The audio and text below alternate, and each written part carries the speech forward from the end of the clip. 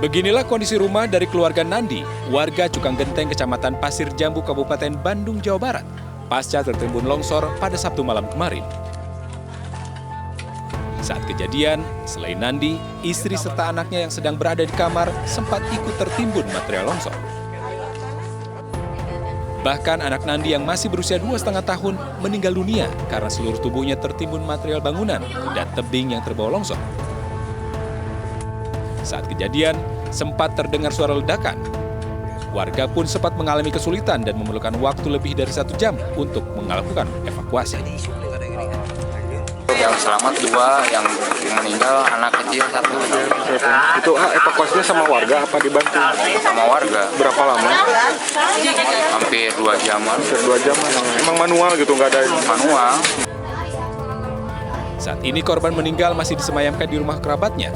Sementara 2 korban lainnya mengalami luka ringan.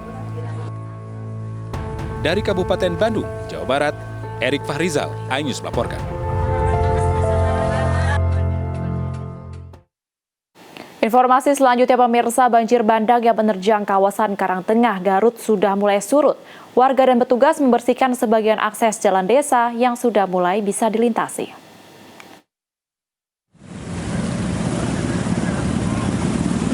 Hujan deras di Bandung Raya sejak kemarin membuat debit air Sungai Citarum meningkat. Akibatnya siang ini, permukiman warga di Kecamatan Dayakolot dan Bale Endah kembali terendam banjir. Ketinggian air bahkan mencapai 1,5 meter. Selain merendam rumah warga, aktivitas warga pun terganggu. Warga terpaksa harus menggunakan perahu kayu untuk beraktivitas. Hujan terus dari mana-mana ini hujannya pokoknya. Ini masih kecil ini mah. Kalau besar mau segini ini juga. Kalau mau mah ya di Citarumnya dikeruk, diperbaiki gitu. Dibikin itu pompa air di sana gitu, ditampung airnya. Ketika musim penghujan tiba, banjir selalu menerjang sejumlah wilayah di Kabupaten Bandung. Warga berharap pemerintah dapat dengan optimal mengatasi permasalahan banjir. Dari Kabupaten Bandung, Jawa Barat, Erik Fahrizal, iNews melaporkan.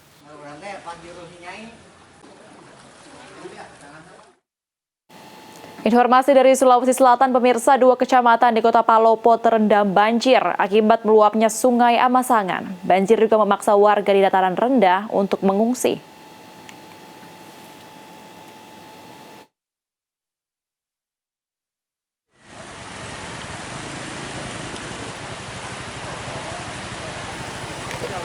Tingginya curah hujan membuat aliran Sungai Amasangan meluap hingga ke pemukiman penduduk di Kota Palopo pada malam tadi. Sedikitnya ada 2 kecamatan yang dilanda banjir, yakni Kecamatan Wara dan Kecamatan Wara Timur. Banjir juga mengganggu lalu lintas jalur Trans Sulawesi dan memaksa para pengendara berhenti dan berbalik arah.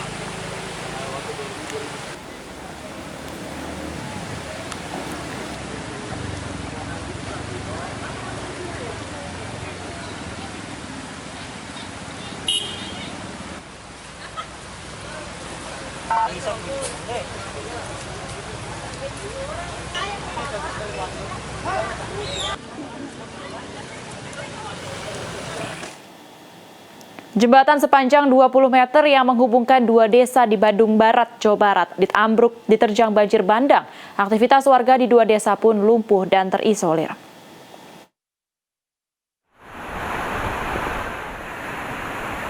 Jembatan penghubung 2 desa Cempaka Mekar, Kecamatan Pasalarang dan Mekarjaya, Cikalong Wetan, Bandung Barat, pagi tadi ambruk. Curah hujan tinggi membuat aliran Sungai Cipada meluap hingga menerjang jembatan.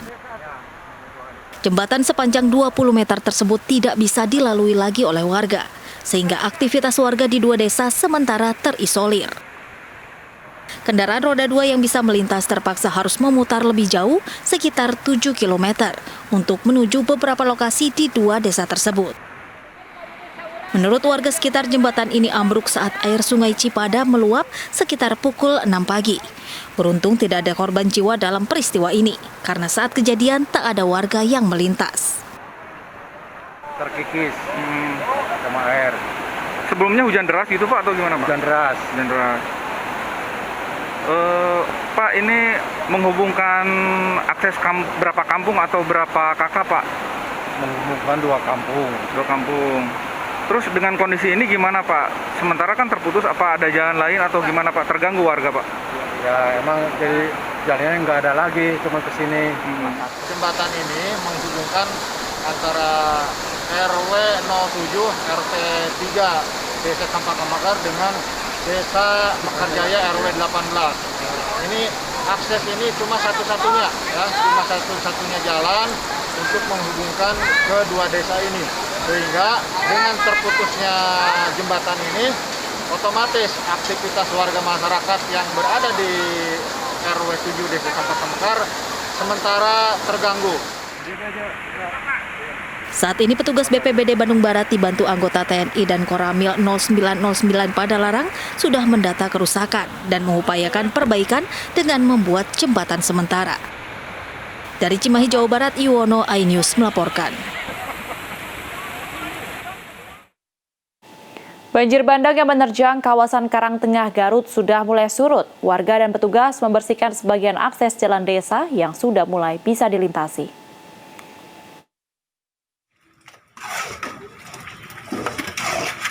Petugas gabungan dari Polri, TNI dan BPBD Kabupaten Garut mulai mengevakuasi bahan material longsor di sejumlah titik yang terkena dampak akibat banjir bandang. Banjir bandang membuat 3 desa Kecamatan Karangtengah terkena dampaknya. 4 titik akses jalan penghubung kecamatan dan sejumlah rumah rusak. Petugas gabungan langsung membuat tenda darurat sebagai tempat pengungsian sementara. Insya Allah ini akan kita lakukan hari ini. Selepas 1 jam mereka ke lapangan, saya tarik lagi kembali untuk menetapkan pendekatan penyelesaian seperti apa. Ini sudah ada 195 sebetulnya ya untuk di sana, di Karangtengah ada 113 untuk di 12 itu di Koni yang terdampak.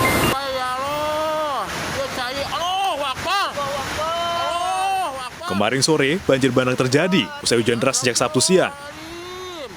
Bahkan sebuah jembatan putus akibat banjir di Kecamatan Sukawening, Kabupaten Garut. Sementara di wilayah lain, sejumlah rumah rusak berat. Dari Garut, Jawa Barat, Solihin, iNews melaporkan.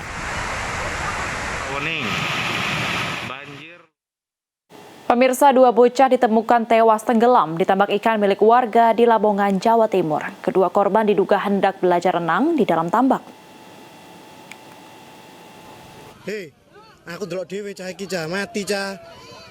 Warga mengevakuasi jasad 2 bocah yang tewas tenggelam di dalam tambak di Desa Sidomukti, Kota Lamongan.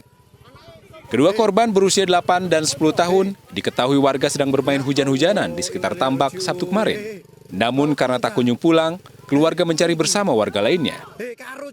Kedua korban pun ditemukan tak bernyawa di tambak ikan milik salah satu warga. Ceritanya kan mainan waktu hujan-hujan, biasa anak kan mainan sama teman-temannya. Akhirnya juga anak ini lari-lari jalan, kemudian nggak tahunya kok terus mainan di kolam ini. Terus akhirnya lama setelah hujan selesai dan jalan, keluarganya mencari-cari nggak ditemukan. Biasanya kalau hujan sudah reda kan biasanya pulang, ternyata nggak pada pulang. Diduga kedua korban hendak belajar berenang di dalam tambak. Namun tidak mengetahui jika tambak sangat dalam karena baru saja dilakukan pengerukan. Dari Lamongan, Jawa Timur, Abdul Wahid, iNews melaporkan. Puluhan pengunjung dan pedagang kaki lima di pintu gerbang Monas dibubarkan petugas Satpol PP. Informasinya sesaat lagi, tetaplah di iNews Malam.